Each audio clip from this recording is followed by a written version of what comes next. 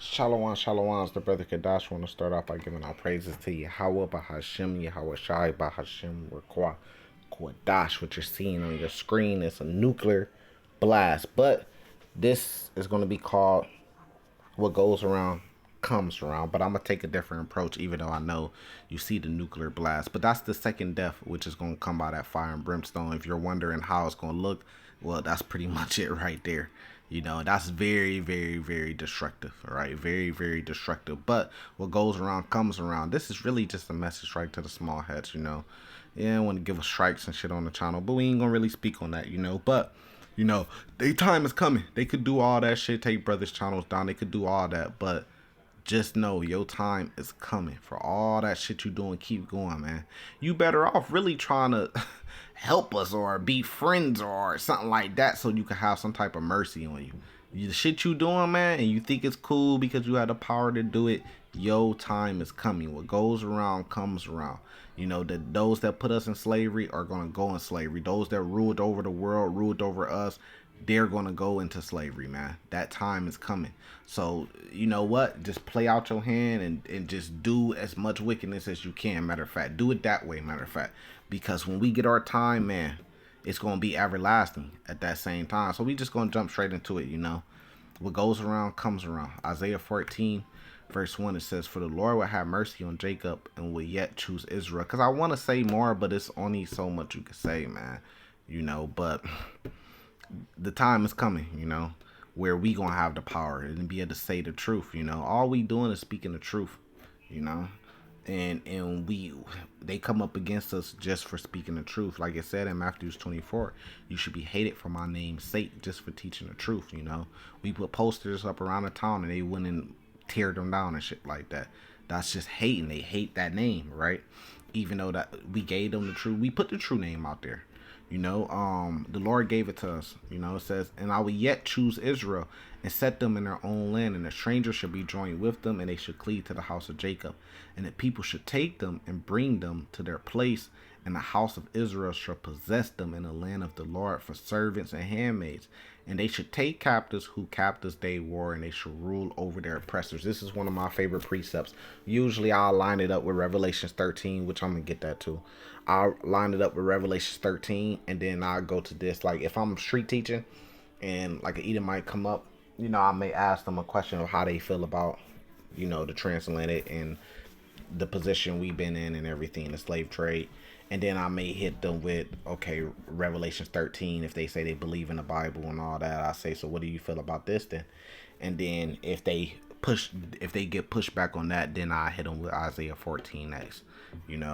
Which just breaks it all the way down. Verse 3 says, "And it should come to pass in the day that the Lord should give thee rest from thy sorrows and from thy fear and from hard bondage wherein thou was made to serve," which we know that's going to be in the kingdom, "that thou should take up this proverb against the king of Babylon and say, how has the oppressor ceased that golden city?" We're almost able to say that. We're very, very close. We basically already saying it right now because this place is fucking done and over with. We see it coming down. Gas was 370, and then I woke up and went to the gas station today and it was 440. You see the big jump like that? It's over with. They trying to mask it. They trying to keep the can down the street, but they can't. Verse 5, it says, "The Lord has broken the staff of the wicked and the scepter of the rulers." And you can see that. You can see that right now. Right? And then I always like to touch on verse 21. "Prepare slaughter for his children for the iniquity of their fathers, that they do not rise nor possess the land, nor fill the faces of the world with cities." So that's that revenge, man. What did the Lord say he was coming back to do? He said get vengeance and redemption. Redemption for who though? He's going to redeem his people and get vengeance on their enemies, going into Psalms 83. That's a list of our enemies, and you know who's number one on that list, on that hit list. This is Revelation 13, verse 9. "If any man have an ear, let him hear. He that leadeth in captivity should go into captivity. He that killeth with the sword must be killed with the sword. Here's the patience and the faith of the saints." That's very important because they act like this isn't a righteous thing to feel that way. And then I hit them with, but it says, here's the patience and the faith of the saints. So this is something that the saints will be waiting for. Something that they will believe that's going to happen and be waiting to happen. the true saints. You know, Psalms chapter 50 tells you those that made a covenant with the Lord, those are the saints, the people of Israel. You know, so this is something that we would be waiting on. What you see, we waiting on this today. We know, but what's going to completely end their power, their rulership? What's on your screen? And the nuclear missiles, you know, which the Spirit of the Lord, He's going to be the host of that army, and he's going to get credited for the second death, like it says in Revelation chapter 6, that they were hiding their face from him that sat on the throne and the Lamb. You know, so Yahweh actually going to get credit for it too, in Yahweh Shai. Let's go to another one. 3. Y'all time coming. You know, these just a quick precepts that you could learn. You get out there on the highways and byways, and you want to be able to combat against the Edomites. You know, and when I used to get them time and talk to them and try to break things out, but now I done learned you can't do that with them. They spirit, soon as you say something, they gonna deny it. That don't always happen, but most of the time, if they're actually Edomites, you know. So you just got to get straight into cutting them. That's your job, you know. Teach your people the truth, and show Son of Man prophesying to Mount Seir, Son of Man, you know, and prophesy to these other nations of that judgment that's coming. So you just got to get straight into it. Hey, Revelations 13. You already know. Courtney, I already know where I'm going. Go to Revelations chapter 13. We doing these these one hitter quitters, but we keep going though. You know, overkill. Hey, go to Isaiah 14. Go to Joel 3. Go to Deuteronomy 30, which I'm about to get next. You know, shit, so many. You know, Jeremiah 30. Just off the top of my head, Isaiah 60, Isaiah 61, shit, Amos 9 and 11, Lamentations chapter 4. I mean, it's so many, right? This is Joel 3, verse 1. It says, "For behold, in those days and in that time, when I shall bring again the captivity of Judah and Jerusalem, I will also gather all nations and will bring them down to the valley of Jehoshaphat and will plead with them there for my people." So they say let all people, all nations could be saved. But he said he's going to gather all nations and go and plead with them. In the book of Job, which I forgot the precept, but in the book of Job, it speaks about how the Lord pleads with the nations, right? Which ain't a good thing for them. With them there for my people, which is who? It said Judah and Jerusalem. And for my heritage Israel. This is a future prophecy. See, and I had a lady that came down to camp and she was speaking some truth, and one thing I liked about her is she said that she's into studying prophecy, and I told her you would never go wrong as long as you continue studying that prophecy. That's what's going to give you the truth.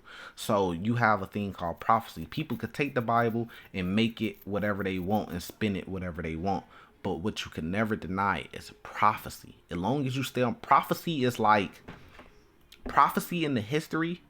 It's like, that's like the tracks. That's what keep the train going the right direction. That's what's going to keep you in the right direction to the truth. The prophecy, right? So if you go to Joel 3, this is clearly a future prophecy that has not happened. And it's clearly telling you that the house of Judah and Jerusalem, which is Israel together, it's telling you that Israel is the heritage of the Lord, and there's something called the other nations. Why he said you would gather all nations, right? And it's clearly showing you that the Lord is going to fight for his heritage Israel against the other nations. Simple. It says who they have scattered among the nations and parted my land. So why is it neither Jew nor Greek? Because we were scattered and we were being called those different things. The same way we call ourselves Americans today, even though our people are starting to wake up now that Ye said it, that we're actually the Israelites. Verse 3 says, "And they have cast lots for my people, and had given a boy for a harlot and sold a girl for wine that they might drink," right? And if you keep going on and on, it's just, you know, the silver and gold carried away, which I'm not going. I just want to get straight to the point. Verse 8, "And I will sell your sons and your daughters into the hand of the children of Judah." What does that mean? That's a future prophecy that did not happen yet. So what does that mean? Does that mean that there's going to be slavery in the kingdom? Yes. Does that mean that the other nations are going to be slaves to the Israelites? Yes. "I will sell your sons and your daughters into the hands of Judah, and they shall sell them to the Sabeans, to a people far off, for the Lord has spoken it." The Lord has spoken this, whether if you like it or not. It's just that simple, right? Now let's go to another one, which is just in case you still don't get it. And this is a message, small hats. What goes around comes around. Your time's coming, man. And they know that they time coming. Revelation chapter 12. The devil come down on you because he knows that his time is short. This is Deuteronomy 30, verse 1. It says, and it shall come to pass when all these things are come upon thee, the blessing and the curse, which I have set before thee, and thou shalt call them to mind among all nations, whether the Lord God has driven thee. So what does that mean? That means that there's a certain people that were scattered amongst all nations. Not that all nations could be saved, but these certain people that was scattered amongst all these nations, those are the ones that could be saved. And it's going to prove it. Let's keep going. Verse 2. It says, and shall return into the Lord thy God, and shall obey his voice according to all that I command thee this day, thou and thy children. Wait, children? So you're talking about a bloodline, a seed line, right? With all thy heart and with all thy soul. So maybe you still don't believe. Let's keep going. That then the Lord thy God, this is one of the best couple precepts, chapters in the Bible. It really is. That then the Lord thy God will turn thy captivity and have compassion on thee, and will return and gather thee from all the nations. Wait, he said he going to gather all the nations. No, he said gather thee from all the nations, whether the Lord thy God has scattered thee. If any of thy be driven out into the utmost parts of heaven, from thence will the Lord thy God gather thee, and from thence will he fetch thee. It says, and how he gonna do that, man? Is he gonna do that with Pegasus of a horse with fucking wings on? No, it's chariots. The world calls UFO, but it's called chariots, which means wheeled vehicles. It's vehicles of the Lord, right? Vehicles of Israel, chariots of Israel. Verse 5, it says, and the Lord thy God will bring thee into the land which thy fathers possess. Wait, that land which we know is Israel, that thy fathers possess, right? So now it's talking about fathers, a seed, bloodline, right? Offsprings. You will be offsprings of your fathers. But who possessed that land? I mean, who does the land belong to? Well, the land belongs to Israel. The land don't belong to Edom, even though they have possession of it right now. The land don't belong to Ishmael. It don't belong to Moab, Ammon, Elon, Ham. It belongs to Israel. So who is this talking about right here that's going to be saved rather they've been scattered? It's talking about the Israelites. It's just that simple, man. I mean, am I off right there? I mean, that's very simple, right? It says, and thou shalt possess it, and he will do thee good and multiply thy above thy fathers. So if these our fathers had it, we would be the offsprings of our fathers. So it's talking about a seed, which the Bible's clear. Romans chapter 9 speaks of who? Abraham. Then it breaks it down to Isaac. Then it breaks it down how it got to Jacob. You have to come from that seed. It says, and the Lord thy God will circumcise thy heart and the heart of thy seed. See? In the heart of thy seed. To love the Lord thy God with all thy heart and with all thy soul, that thou mayest live. It's about the seed, man. And people can't get over that because they're in their fucking feelings. You have to get out your feelings to be able to understand that the Lord simply chose a bloodline, a seed. If you Israelite, meaning you come from the man Israel, can't anybody just be an Israelite. You have to come from his seed. At some point in time, you have to have his blood.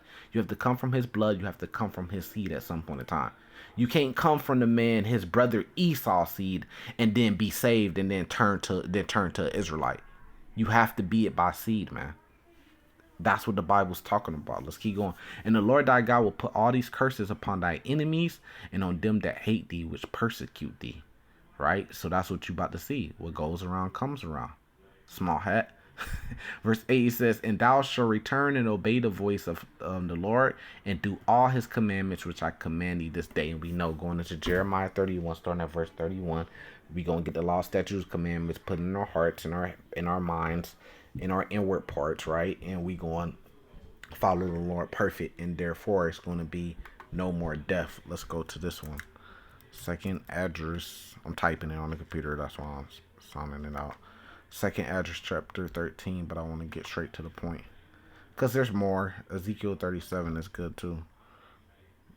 Second Esdras chapter 13 verse 29. Behold, the days come when the Most High will begin to deliver them that are upon the earth, right? And he should come to the astonishment of them that dwell on the earth.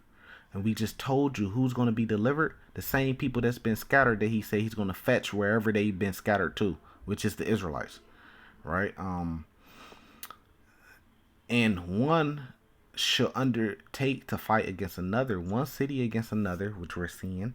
And we're seeing that ramp up even more. One place against another, wars and rumors of wars, Matthew 24. One people against another, and one ram against another. That's where they get Mortal Kombat from. It says, "And the time shall be when these things shall come to pass, and the signs shall happen which I show thee before, and then shall my son be declared, who thou sawest as a man ascending." Acts chapter 1, he ascended up into a cloud, the chariots. Those are the same things that he's going to come down in and gather his elect wherever they've been scattered. It's just that simple. Don't it make sense? Don't it go together? It's that simple, right? Verse 33, "And when all the people hear his voice, every man shall in their own land leave the battle they have one against another.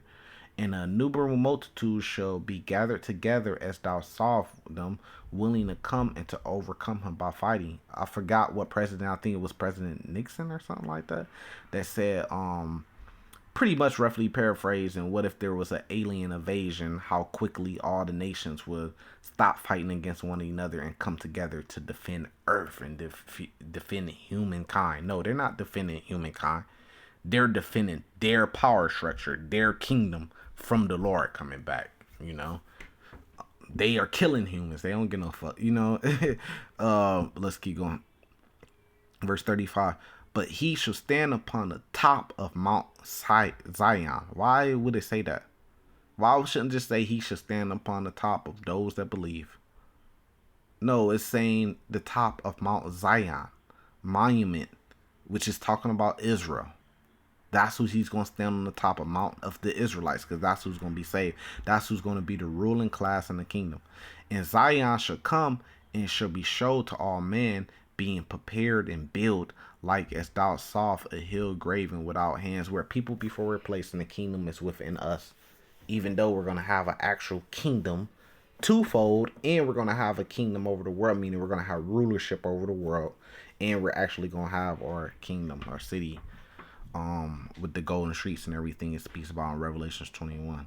Verse 37 though, it says, "And this my son shall rebuke the wicked vengeance of those nations," the MOTB, their weapons, all that shit, "which for their wicked life," the sword, he's gonna take the sword from them and bring it down on them. Isaiah 34, "His sword shall be bathed in heaven," "which for their wicked life are fallen into the tempest, and shall lay before them their evil thoughts and the torments wherewith they shall begin to be tormented, which are like unto a flame, and he shall destroy them without labor by the law, which is like unto me." And whereas thou sawest that he gathered another peaceable multitude into him, go to Second Esdras chapter 2. It says, "Those are the 10 tribes which were carried away prisoners off their land," and then it goes into the whole 10 tribe thing. But pretty much just breaking it down. Look, what goes around comes around. Your time is coming. With that, I'm gonna say salvation to the elect. Shalom.